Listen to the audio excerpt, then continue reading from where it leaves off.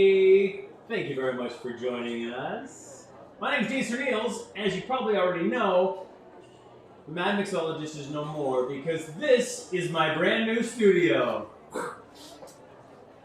Pretty fancy stuff, don't you think? We spent the whole weekend working on it. All right, it's not where you think it should be because we're not there yet.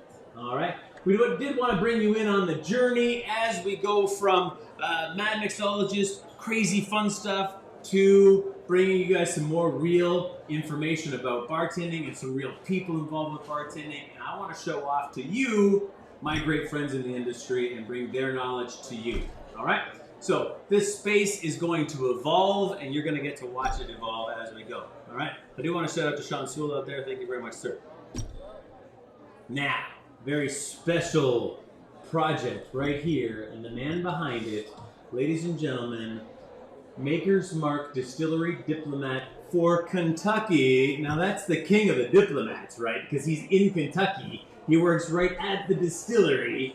The king of the diplomats. I've just renamed you, sir. Very good. Please put your hands together for Thomas Bolton. There he is. Thank you for having me. Thank you very much for joining me. This is it's an honor to have you here in as my very first guest on air with Dean Serneels. My very first guest, Thomas Bolton. Well, again, thank you for having me. It's an honor to be the first guest. I can't, from what you've told me about the plans of how this is going to look, I can't wait to watch the progression happen live on YouTube. It's going to be cool. We've got secret doors and drawers and all kinds of neat tools and lighting and whatnot. So we're excited to explore it. Allison is on the, she's in the director's chair today, producing the show. Thank you, Allison. Thank you. All right. We actually, if when you're done watching this, go check out the YouTube feed. We will be posting, actually not posting even today, but another video about blackened whiskey, the Metallica's blackened whiskey. We just had a really wonderful conversation about it, and we're going to post that a little bit later. But Thomas, tell us first where we met. So the first place we met was at the Exchange Pub and Kitchen in New Albany, Indiana, which you're just a quick, 10-minute drive away? 10-minute drive away, and to back that up, it was the first good restaurant in New Albany for me to go hang out and had a great bar with a great selection of bourbons and some fantastic barkeeps. Mr. Bolton himself attending to the bar. Yeah, so we met there. I was behind the bar. Dean came in a typical Dean unforgettable fashion, and we became very close friends after that, and our careers have intertwined since then multiple times, whether hosting cocktail competitions, me bugging you about how to get perfectly clear ice, the USBG coming to see you guys. I was on the board for them, so I was a part of that whole experience to see you at ABM. And, just all around hanging out, talking, trying restaurants, cocktails, discussing what they are. Does it accomplish the goal of what a cocktail should be? Cocktail theory. We talk about a lot of stuff and what it is, and is it all about pleasing the customer, all that type of stuff. It's been a fun 7-year relationship. 7 years. And one of the thrills for me in this relationship is watching you, like any other great bartender out there, investing in the career of bartending, and it's my real job, and making it into a career where you're now the distillery diplomat for Maker's Mark, and you're traveling around the nation and in a lot of Kentucky and whatnot, and you're having dinners with the big guys and the celebrities. You've really taken it to where it could be. So bartending is just a portal or a door to so many other wonderful opportunities. It really is. And with this role, there was a diplomat program before I got on. They disbanded it, and then when they redid it, I'm the third Kentucky diplomat that's been around since they restarted the program. But I'm the first with bartending experience. Oh, isn't that interesting? Yeah, and so what I did was when I came into the role in Maker's Mark, it's very much, there's hardly any training. It's just like, we hired you for a reason. Go out and be successful and ask us all the questions you need. And I leaned on my skill set, which was behind the bar. I was behind the bar for about a decade before I took over this role. And so essential. Yep. For me, who've made my career because of bartending, it seems strange to me for them to hire people that don't have bartending experience, and not just them, not just makers. I mean, there's so many great distillery diplomats and whatnot for all kinds of different brands and brand ambassadors. To have the experience of bartending has got to be an extra special gift to the companies. It really is, and it's been successful. And now there are a lot of I think there's 14 of us now across the world. Cool. Almost all of them, I think with the exception of one or two that have experience in the industry other than bartending, right, are all better bartenders than I ever was. Like they got some heavy hitters. Well, I'd have to see them. They got to go through me first. If there's any comments, Allison, please shout it out. You'd have to read it to us. We can't see it right now. We will in the future, but Sean Sewell said thanks for the shout out. Hey, cool. So we got comments working. And I did put him up on the screen. Oh, cool. Hey, look at that. Perfect. On the screen. There it is. It's working. It's working. So tell us what you have for us here today, Mr. Bolton. So this is exciting. You called me today and we were chatting about some work-related stuff. Right. You asked me to come on here, and I told you I'd bring you something special. Well, I got really excited. What you have, and this is the only bottle in Indiana of this because I brought it over here, is a Kentucky-only release. It hasn't even been released yet. It's part of it was going to be our spring wood finishing series, and due to COVID-19, we didn't release it because... What is the spring... Wood finishing series? So Spring wood finishing series is essentially a Kentucky-only release. We also have a fall wood finishing series, which last year was our first ever national release, where we actually released a wood finishing product nationally. And wood finishing plays in our private select program, which is our private barrel program. Okay. So what does a wood finishing mean? Well, so we use different pieces of wood. Okay. So for private select, let's say you came down and you wanted to pick a barrel. And part of my job is I manage a private select program for Kentucky. So if I own a restaurant, you own a restaurant in Kentucky, and I want to order a barrel of whiskey, I got to go through you. Yep, you go through me. Gotcha. And that's a cool. It's fun. That's a cool gig, because I lead the tastings, and we'll get into it. Right. But you come through me. I take you down to the distillery. We go on a great tour. You see everything. You taste, and the whole purpose of this tour is to get taste vision and where the taste vision of Maker's Mark came from. Right. And then what you do, which is unlike any private barrel program, is that you create your own taste vision of Maker's Mark. And gotcha. you do that with 5 different staves. So the American P2 stave, the French Cuvée, the 46 stave, which Maker's 46. Okay. It's the stave for that. The Mocha stave and the Spice. Now these are all different. They're 4 French oak staves and 1 American stave. But they're all one cooked. has more of a mocha flavor and one has a more spicy. Spice, but the way we get that isn't through artificial flavoring, it's through how we heat and cook the wood. Oh, wow. And the different techniques that we use to do that. So one time it might be cooked low and slow for, 20 hours. The other one might be seared in an infrared oven. So how you cook... And that brings out different flavors in the whiskey. Wood. Yeah, well, in the wood, that then you put the whiskey... And so if you char it, it's like a black char. What flavor is that? So if you're going really deep into that and you go super charred, you're going to get acrid flavors out of that. Okay. What's an acrid flavor? So acrid, the smell of burnt hair. Okay. That to me is acrid. Okay. That's a good way to describe that. And you're going to get that smell in a whiskey? No, you won't at all because we don't cook any of our staves that way. Okay. All right. It's like if you overchar and you're just essentially pulling out. It's like you're not even getting smoke at that point. It's just the burn. Just for anybody, when we talk about charring barrels and charring the wood, I've always tried to relate it to toasting bread.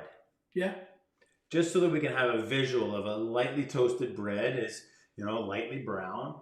And the more you toast it, the darker the bread gets. But in a barrel, it's the darker the wood gets and the more burnt the wood gets. And then the way you taste it. And then it opens up as well, so that the pores of the wood get really deep when it's very well and you're toasted. caramelizing sugars in the wood. Right. And pulling out that flavor. But there's a big difference between caramelizing and burning. Right? Have you ever burned sugar? Right. And so like you get that. So when you're going to Yeah, that it's got char that that really. you're going, Yeah. and it smells way different than when it's Yeah, there's like a caramelizing chemical sweet. smell that comes off it and the burning. That's accurate. It's okay. There you go. All right. See, now I know. So that's where you're going with that. So what we do is we have 10 pieces of wood that you can choose from. Gotcha. You can fit, or we have 5 pieces of wood that you can choose from. You can fit 10 into a barrel. Any combination that you want. So I could do 10 of the mocha. If you wanted to, then that would be your barrel. Right. But if, say, you did 2 spice and 8 mocha, you can pick whatever combination you want. How many combinations are there? So over 1,001 combinations. And we haven't hit them all yet. We've done more than 1,000 barrels on our program, but we haven't hit all the combinations. So there's many people that have used the same. Or a lot of times what we get is repeat customers. So like Keeneland and Lexington. Right. They buy about the racetrack. The racetrack, they get about 2 barrels a year. And they just do the same recipe every time. Gotcha. Consistency. Consistency, it's what they got. Everyone knows it there now. And so people like to repeat the recipes because they found a winner. And they found a winner at the racetrack. Exactly. And so what we have here is our spring wood finishing, which is a nod to our private select program as a whole. Okay. Wood finishing means that we put the wood in the barrel, we finish it for 9 more weeks at around 50 degrees. What you have right here is MR13. MR13. I'm so honored. Which stood for mocha replacement. So we were looking, at Maker's Mark, we're constantly innovating. We don't talk about it much, but we're constantly doing stuff to see. Right. And we want to keep the private select program fresh and new. So what better way to do that than to introduce and take staves away? So you're constantly changing it and just exploring. We actually haven't changed any. We're innovating to try to find one that we can change. Okay. And we have been for the past 3 years. And so what this was... That's really making a science out of the art of whiskey making, right? What this was something that was fantastic, but it wasn't what we needed. And so we dog-eared this whiskey and said, we want to share this with people, but it doesn't fit into the program we need to fit into the program for Private Select. And so we're giving the people of Kentucky, because this is a Kentucky and distillery-only release, a chance to try this. So this is only being released in Kentucky for the bartenders and whiskey aficionados in Kentucky. Yeah.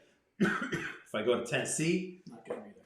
If I go to Indiana, not going to be there. Unless you're here. Yeah. I actually live in Indiana, so I'm just 10 minutes north of Louisville, Kentucky. So this is the only bottle of this in Indiana. Yes. And it's not going to be released till probably, if it's up to me, it would be tomorrow. Right. We got to work out logistics and shipping, probably either the last week of July 1st. So how much of your handprint, how much of your fingerprint is on this bottle? On the actual liquid, right? I'll be honest with you, that's Jane, our director of innovation. Great. On the plan to market. Thanks, Jane. Yes, have you met Jane? I don't think I've met Jane. Okay, no. You guys would get along great. Cool. I should have her here. I don't want to introduce to her because I want to keep our friendship right where it is. You meet Jane and you'll stop. Right. I'll be like, yeah, Thomas is nothing. Exactly. Yeah. You should. She should come up. But the route to market and then pushing this liquid out, that's been all my role. Right, because there's no other distillery diplomat that even gets to touch this because it's just Kentucky. Yes, that's exactly right. Cool. And it's a super limited run. It's super limited. How many bottles? God, we're at 320 cases, 6-pack cases, so not a lot. Yeah, so a little over 1,000. Gotcha. So super limited run. The reason we're doing this, because we're going to get flagged from whiskey groups from all over the nation. But the reason I like to think that we do this is Kentucky and the people that drink bourbon in Kentucky are the reason that bourbon has blown up. They're the ones that have been going and traveling outside the state and asking what your bourbon is, which is why you find Maker's Mark or Jim Beam on almost every bar in America, because it's the people that are from here that knew it that were going out and preaching the gospel. And so we want to honor those people by giving them something that no one. So this is a real tip to the hat. It's a tip of the hat. To all of those whiskey ambassadors that are from Kentucky and want to say, hey, I really love Kentucky whiskey. Where's your bourbon?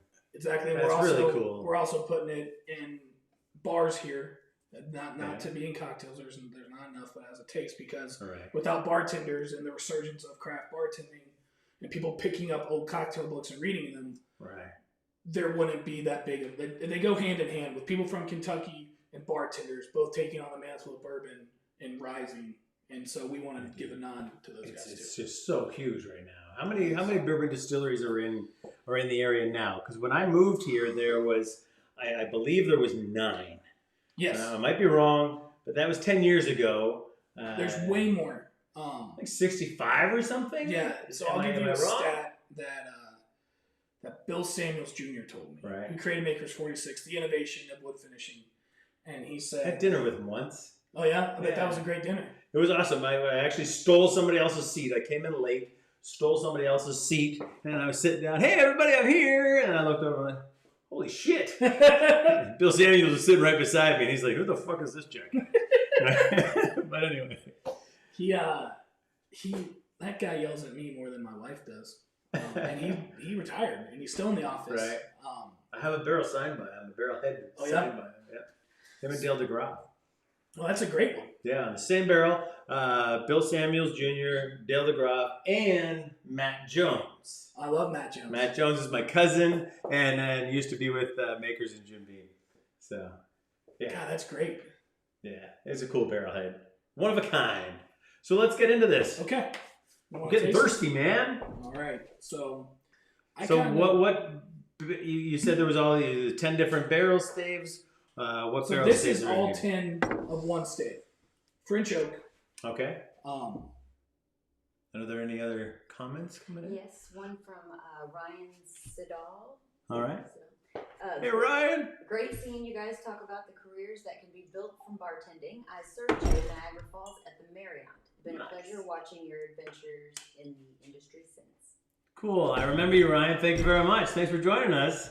I hope to get up there again soon if I don't have to stay in quarantine for 14 days when I get there. We'll be back. I just talked to Shane yesterday. Shane is a very dear friend of mine, a bartender, and I think Ryan should know him. So, from the casino. Anyway. nice. Cheers. So, of course, you want to smell it first. All right, so we just had a very extensive conversation about tasting with the blackened whiskey prior to this. But take us through some of your notes on how to best taste this whiskey. Yeah. How to smell it and how to best enjoy it. Yeah, so I live by a very strict rule in my job, and that is that you never let anyone tell you how to drink your whiskey. All right. All right, never. No one in your life, has anyone ever told you how to eat an apple? Ever. Has anyone said this is the right way to eat an apple? No, Okay. no. So, like, if you look at you, you might like your apple sliced. Right. You might like your apple peeled with peanut butter. Shane might like his apple sliced, peeled with raisins. You look at me, I love my apples and pies. Right? We all like our apples. I love an apple pie. Different way. No one's ever told you how to eat an apple. Correct. You should never let anyone tell you how to drink your bourbon or your whiskey. That being said, I'm going to show you the proper way to taste. Okay? So nobody should ever tell you, but you're going to tell us. I'm going to show you. All right. I'm going to show you the proper way to taste. Now, after you've tasted it, put it and drink it however you want to. All right. Just Cocktail. know this going in. Yep. So, you can look at the color. Okay. Like I talked about, it's tough to differentiate age from color because bourbon gets between 70 to 80% of its color within the first 2 years because the wood is soaking in and coming out so fast. And so, like, it's easy to tell maybe a 2-year-old from a 6 or 8-year-old, but an 8-year-old from a 10-year-old is going to be tougher to tell. And then, so the color is going to give us a general idea of the age, young or old, but it's not going to kind of dial us into a specific year. Yeah, you can. If someone looked at this and said it's this old, they're just really fucking lucky. Like, okay. And they get it Can Bill Samuels look at this and go, this is 6 years old? Or No, I don't think he can. All right, so not even the finest eye in the industry can see that. Okay. And then the next thing you're going to do is you're going to smell it. Now, the way you smell whiskey is, I always tell people the first time you smell it with your mouth closed. Second time you smell it, slowly open it like this, and then smell it. Wow. And do that during the smell. Yeah, during the smell. Have your mouth open during the smell. And it changes. The smell through it changes so much. And then another thing to do, which is a tip, and then I'll grab this glass too to show you, is that when you're smelling, start with your nose at the top of the glass. And then remember, mouth is open, you're breathing in through your nose, move your nose down. Now it's tough to do in a Glencairn because the glass hole isn't great. But here you can. Glencairn is the style of this glass, the whiskey tasting glass. Yes. Right. So as my nose gets closer to the whiskey, it certainly I get more of that alcohol. So I get on this one, like this is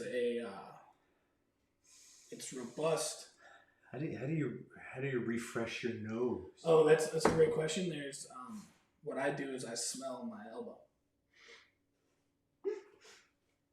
No, you should smell your elbow. Oh, sorry. The reason you do that is because your body is used to the way you smell, and so it's a very good way. So this is how I smell. That's your You don't want to smell your armpits. You want to smell your elbow. Right. Allison's giggling over there. And then now taste again. You'll reset. Did it work? Yeah, it did. It works. You know, smell your elbow, but not his elbow. Yes. Smell your own elbow. You know, a Maker's Mark would say the bullshit is real. So although that might sound like bullshit, try it. Smell your elbow if you need to reset your palate. Now, the next thing we're going to do is we're going to taste. Now, this is 110.5 proof. 110.3. Wow. Right there. And so, what you want to do... 55.15% alcohol. So what you want to do is you want to take a small sip, you want to roll around your entire palate. And then... So roll around, like chew it like bubble gum, or just kind of roll my head around? It's up to you. I'm not a big fan of the swishing technique. Okay. Because I feel like that just agitates the alcohol and it kind of just blows out your palate. I do that with vodka. When I'm tasting vodka and it starts to taste like potato, and you get all kinds of neat flavors when you chew on vodka. So you just let it roll around. I mean, I roll my tongue around my mouth and I make sure that it coats everything. Now this does not taste like 110 proof burn. It burns like it. Now there is some really nice flavors in there that normally if I've tasted 110 proof, it's like a punch in the face, and I can't taste anything because I get burnt out. Right. But I'm getting a lot of really neat flavors in there. And then you want to give your palate a rest. So that first small sip is waking up. So we've already shot one video before. Your palate's ready to go. You can right? Yeah. This is for those of you joining us at home, our second bottle of whiskey. Woo! For those of you at home, that first sip is to wake your taste buds up and let them know something's about to happen. The second sip will be a lot smoother and probably even a little bit sweeter than the first, no matter what you're drinking, just because your taste buds are aware that they're about. And there's a much more detailed waking your taste buds up on the blackened video once we get that posted for you. This is beautiful. It's a high alcohol, but I'm getting a lot of great flavors out of here. There's a lot of great character. There's richness in there, and what I like that we did on the bottle here for this packaging is we actually wrote tasting notes on the bottle. So on the front of it, if you look at it, you can read that, and those are done by Jane. Dark, rich flavor highlighted by sweet oak, caramel, cinnamon and clove, and hazelnut. That's fantastic. I can't tell you how often I am upset when I look at the back of a bottle and all I read is this kind of fluff marketing about a bottle. So to have the flavor profile on there is great. MR13 2020 release. 10 virgin French oak staves. Yeah, so that means they haven't been used for anything else. Right. Which still puts us in the laws with bourbon and everything like that. Now, something else to do with this, and my progression of when I'm tasting new spirits, is now you add water or ice. I tend to add ice and let it melt, so I do both. And I really think this whiskey is even better on a big ice cube. Well, I happen to have one of those. Do you have one of those? Just for you. It's a little bit wet. It's been sitting here, but this is a beautiful clear ice cube. I'll touch mine. When I was experimenting with ice cubes and trying to figure out how to make them perfectly clear, I would turn to Thomas and say, hey, I borrow this cooler, and I'd send him home with it. And he'd actually use the cold Kentucky winter to freeze the ice in some of those experiments. So he's a big part of what we do here, or what I do here in Kentucky. You're someone that I could get to turn to. Yeah, well, and vice versa. It's such an honor to have you on the first and I guess second show of the On Air with Dean Serneels. Cheers to it on the rocks. I know you like to enjoy your spirits on the rocks. Yeah, I'm on the rocks guy. The tasting them at full proof like that is not my favorite way to taste bourbon. I do like a lower proof bourbon when I'm tasting them, but an ice cube and I'm usually pretty good to go. And then I get into chocolate old fashioned, but that's another story. Yeah, that you've all heard way too often. Oh, the flavors definitely changed just on the nose. Yeah. And not like when we were tasting the blackened whiskey, which the flavors pretty much disappeared on it when we added the ice cube. It's coming out. Like now, I didn't get cinnamon from those tasty notes on the neat, but now with ice in there, I'm picking up a lot more baking spice. Yep. Yeah, baking spices and nutmeg. Yep. That's a dog trying to come in. Even the dog knows great whiskey. Yeah, the dog is like, there's great whiskey down there. I gotta go get some.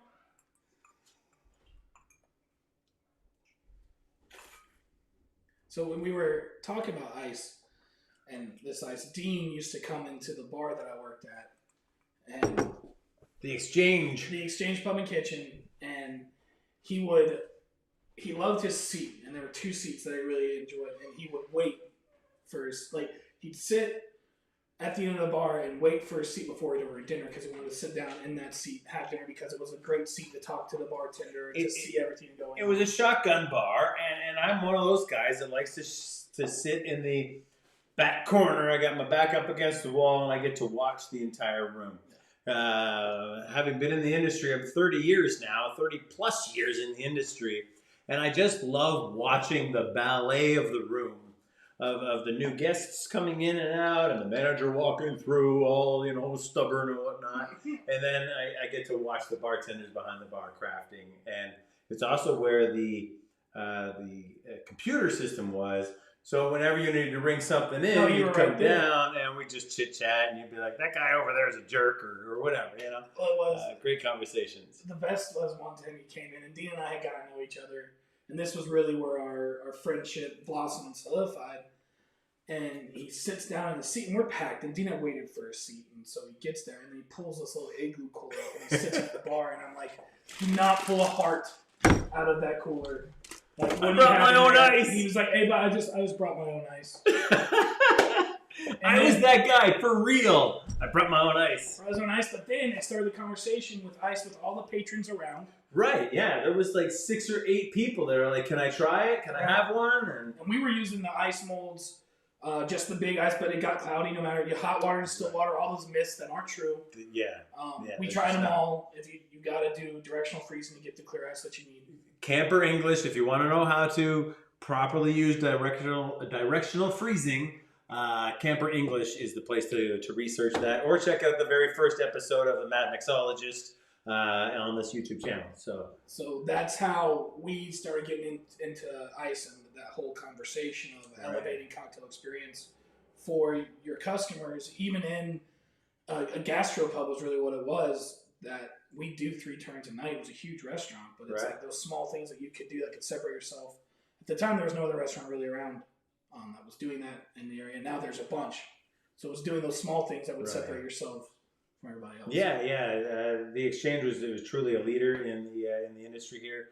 Levi Donaldson, who's a great friend of mine and a flair bartender from back in the day, and Ian, who owns the restaurants. Mm-hmm. He's doing a great job still. And expanding his little group of restaurants there, and all the best restaurants in New Albany are owned by Ian. Yeah, they're delicious. Yeah. It's great. It's just thinking about that and having this ice cube and where the relationship has come from. The 7 years hanging out, it's been fun to be a part of. It's been an honor to have you with me along the way. and welcoming me to the area too. So cool. This is absolutely fabulous. I'm honored that we had a chance to taste this with you. Do you want to knock out a chocolate old fashioned with it? I can feel you itching to make a cocktail with it. I can't say no. Yeah, go for it. Can't say no. Woo! Oh. In my concrete room. Yeah. Yep. Oh, wait a second. All right. Now, I am so skin and bones here that I don't have a lot of tools or anything else. I have actually boxes of tools in my garage waiting to make their way down here. So Allison's helping me out with decorating and making it look really cool down here. So I can't wait to share this space with you guys. So thank you very much. Agave nectar. I clocked all the ingredients when I got down here, so I knew you could make it, which is Right. Well, it's never too far away, I promise you that. And my Aztec chocolate bitters. It's just an old-fashioned. I use the agave nectar, and bourbon and agave nectar work really well together to bring out that caramel. Yeah. It just sweetens I mean, we've already got lots of caramel and vanilla flavors in here, which we've talked about a lot today. But I love caramel, like a Mars bar, that caramel in the candy bars. So just stir that up just a little bit to dissolve the agave nectar in the bottom of that. That might not be enough, huh? That's a Tony Abogadam modern mixologist glass. That's only 3 ounces. It's probably not really enough there, you know. And you're like, do you know how rare that whiskey is? It's the only bottle in Indiana. Like I said, I'm not going to tell you how to drink it. I'll show you how to drink it. All right. So here's my freezer ice. I apologize once I get my freezer installed down here. I make plenty of freeze ice cocktails in my house. So what are we going to do with this whiskey that's in these other glasses already?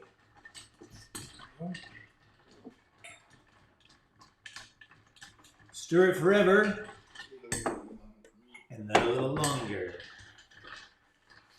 I'll let you handle your glass. I want mine. Right. I've had people that try to recreate this cocktail, and they say, I just can't make it the same way you do. They taste it after I've made it. What's the difference? And the difference is making sure that it's properly stirred. I remember, I think it was Orson Welles commercials that were like, I'll serve no wine before it's time. Yeah. And if I serve this too early, or if you've tasted an old fashioned that hasn't been stirred very much, and it's really harsh to start, but as the ice melts, it becomes a little softer, it's a little smoother. So I like to stir it forever, and then a little longer to get that flavor to exactly where I want it to be. Do we have a comment? We have a question from Ryan. Nice. Who gave you a comment earlier. Would you still use agave nectar as a sweetener if you were making a spicy old-fashioned, or would you stick with traditional brown sugar or simple syrup? I've got some Demerara right here that I made just for today. I think Demerara is probably spicier. The agave? Yeah. I think Dim is has a little more earthy tones to it. Right? That I think would play a little, like if you're making if I was making like a mezcal jalapeno old fashioned. Right. I would go with Dim there because I think that This plays. is all I've got for a strainer. I apologize. Please pardon the barbaric nature of my bartending today. Sorry, go ahead. I think Dim would be a good one to use there, or if you're gonna go make the jalapeno simple, and then just go that way for speed of if you're making a restaurant, behind the bar. But agave, it does just as well. Yeah, I can see the Demerara being a little better with the spices, but my goal with this is to bring out the caramel, and I think the agave is great at bringing out the caramel. Little dash of chocolate bitters. Thank you for the question, Ryan. I greatly appreciate that. Cheers to you, sir. Great. It smells like What a wonderful evening. So this is the only bottle of this, and there's only 1,000+ bottles of that being made. Yep. And so we're gonna do a very small release in Kentucky, but the majority of it's gonna be at the distillery. So you have to come down. Yep. Come down and see us. Break your quarantine and come on down and check out this great new whiskey. All right. Make sure you call ahead because we do have new COVID restrictions. I have to say that don't everyone come at once. But one thing, especially at Makers, we're going to talk, since I brought up COVID, is that Makers has an incredible tour program. Right. And those people have been doing stuff at the distillery, but not doing what their job is, which is giving tours. We focused on planting more trees on the property and starting a garden that's all the produce from that garden is going to relief kitchens over here during COVID. So they were doing a bunch of stuff, but now they're ready to get back to their job of showing people the love of whiskey in the Makers market. I've always said that when I retire, I want to be a tour guide at a distillery and just sit on those buses and talk about bourbon until the end of my day. Yeah, so call ahead. It's 8 people per tour right now. We used to go up to 24, so it's way smaller. Reservation. But the tours are still open. We open on Wednesday. Wednesday. So yeah, Wednesday they open. Cool. So you caught me at the right time. Very good. This is delicious. Thomas, thank you very much for being my very first and second guest here in my studio. Like I said earlier, it's going to grow into something more fun. Sean Sewell's helping me out, so if you need anything there, reach out to Sean. He's doing a fabulous job for me. I really have enjoyed having him as a partner, rebuilding my social media and helping me out with marketing. And Allison, so send a thank you out to Allison, who's producing for us today and running the program. So thank you very much, sir. Thank you. It's been an Pleasure's honor. mine. Quite an honor to have this very rare whiskey.